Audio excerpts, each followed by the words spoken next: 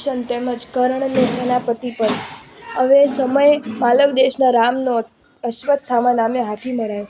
તે સાંભળી સર્વ સૈન્યમાં અશ્વત્થામા હણાયો, અશ્વત્થામા હણાયો એવો અદ્ભુત ધ્વનિ પ્રસરી ગયો. તે વાણી સાંભળી પોતાનો પુત્ર અશ્વત્થામા હણી ગયો એવું માનતા દ્રોણાચાર્ય ગુરુ યુદ્ધ કરવામાં મંદ થઈ ગયા અને શું કરવું એ વિચારવામાં જડ જેવા થઈ ગયા. તે વખતે અવસર જોઈને છલમાં બલવાળા ધૃષ્ટદ્યુમ્નને બાણથી વિંધેલા દ્રોણાચાર્ય પીડાથી વ્યથિત થતા અંશન લઈને બ્રહ્મલોકમાં ગયા. પોતાના પિતાના મરણના ખબર સાંભળી અશ્વત્થામાએ પાંડવોની સેનાનો ઘણો વિનાશ કર્યો અને સર્વ સેનાનો વિનાશ કરવા તેણે રોષથી નારાયણી અસ્ત્ર છોડ્યું. કૃષ્ણના કહેવાથી વિનય વડે નમ્ર એવા પાંડવોએ તે અસ્ત્રને નિષ્ફળ કરી નાખ્યું. વિનયથી શું સિદ્ધ ના થાય?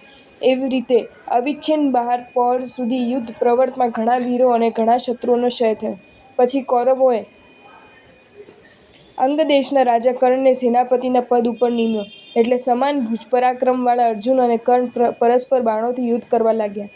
પૂર્વના કોપથી પ્રેલાયેલા ભીમે દુશાસનને રૂંધી લીધો અને સૂર્યાસ્ત સમયે તેણે મારી નાખ્યો.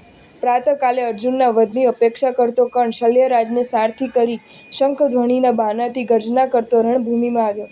સર્વ મંત્રાસ્ત્રોને જાણનારા અર્જુને કર્ણને મૂકેલા નાગાસ્ત્રને ગરુડાસ્ત્રથી નિવાળી દીધું તેમજ બીજા પણ તેના અસ્ત્રોને પ્રત્યસ્ત્રો વડે નિષ્ફળ કર્યા. છેવટે પન્નગેન્દ્રની સહાયથી અર્જુને કર્ણને મારી નાખ્યો. બીજે દિવસે શલ્યને સેનાપતિ કરી કૌરવો મંદ ઉત્સાહે રણમાં આવ્યા. ત્યારે ઉત્તમકુમારને શલ્યે મારેલો તે વેણને સંભાળીને ધર્મરાજાએ શલ્યરાજાને મારી નાખ્યો. સૂર્ય જ્યારે અસ્ત પામ્યો ત્યારે પોતાના કામથી લજ્જા પામેલો દુર્બુદ્ધિ ભીરુ દુર્યોધન ક્રોધથી નાસીને સરોવરમાં પેસી ગયો. અશ્વત્થામા, કૃતવર્મા અને કૃપાચાર્ય પણ દુર્યોધનથી પદશ્રેણી જોતા તે સરોવર પાસે આવ્યા અને સરોવરમાં રહેલા દુર્યોધનને બોલાવતા હતા. તેવામાં જ તેમની પાછળ પાંડવો ત્યાં આવી પહોંચ્યા. એક અક્ષૌહિણી સેનાથી શત્રુઓને ક્ષોભ કરતા પાંડવો તે સરોવર પાસે આવી જલમાં તિરોહિત થયેલા દુર્યોધનને કહેવા લાગ્યા, દુર્યોધન, આ તે કરેલું પલાયન તને યુક્ત નથી. વળી અર્જુનના રોષ આગળ શું તું આમ સંતાઈને રહી શકીશ? જો બધાની સાથે યુદ્ધ કરવા તું સમર્થ ન થઈ શકે તો તારી ઈચ્છા પ્રમાણે ગમે તે એક વીરને સાથે તારું ઈચ્છિત યુદ્ધ કર. આ કથન તારા મનમાં વિચારી જો. તે સાંભળી મનસ્વી દુર્યોધન બોલી ઉઠ્યો, હું પરાક્રમી ભીમની સાથે ગદાયુધથી યુદ્ધ કરીશ. પાંડવોએ તેમ કરવું અંગીકાર કર્યું એટલે દુર્યોધન મોટા જલચર પ્રાણીની જેમ યુદ્ધની ઈચ્છાથી સરોવરમાંથી બહાર નીકળ્યો. બીજાઓ સભ્ય થઈને જોવા ઊભા રહ્યા અને ભીમસેન તથા દુર્યોધન ગદા લઈને પરસ્પર યુદ્ધ કરવા દોડ્યા. ગદા યુદ્ધ કરતા દેવોને પણ દુઃપ્રેસ્ય થઈ પડ્યો. છેવટે દુર્યોધનને ચરણમાં ગદા મારીને ભીમસેને પૃથ્વી પર પછાડ્યો અને જીર્ણ કરી નાખ્યો. તે જોઈ બલદેવના મનમાં રોષ આવ્યો અને પાંડવોને ત્યાં જ છોડી રિસાઈને જતા રહ્યા. તત્કાલ પાંડવો ધૃષ્ટદ્યુમ્ન અને શિખંડીએ સૈન્યની રક્ષા માટે રાખી કૃષ્ણને સાથે લઈને બલદેવને શાંત કરવા તેમની પાછળ ગયા.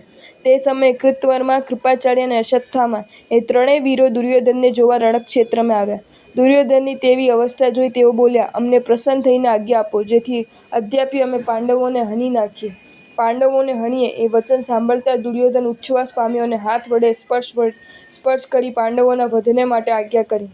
તેઓ પાંડવ રહિત શૂન્ય સૈન્યમાં જઈ ધૃષ્ટદ્યુમ્ન અને શિખંડી સાથે ચિરકાલ યુદ્ધ કરી તેમને મારીને પાંડવોના બાલપુત્રોને હરી લાવ્યા અને તેમના મસ્તક લઈને દુર્યોધનની સામે મૂક્યા. તે બાલપુત્રોના મસ્તક જોઈને દુર્યોધને તેઓને કહ્યું કે અરે ધિક્કાર છે તમને, આ બાલ પાંડવપુત્રોના મસ્તક અહીં મારી આગળ કેમ લાવ્યા? પરંતુ આમ કરવાથી કાંઈ પાંડવોનો ક્ષય થયો નહીં.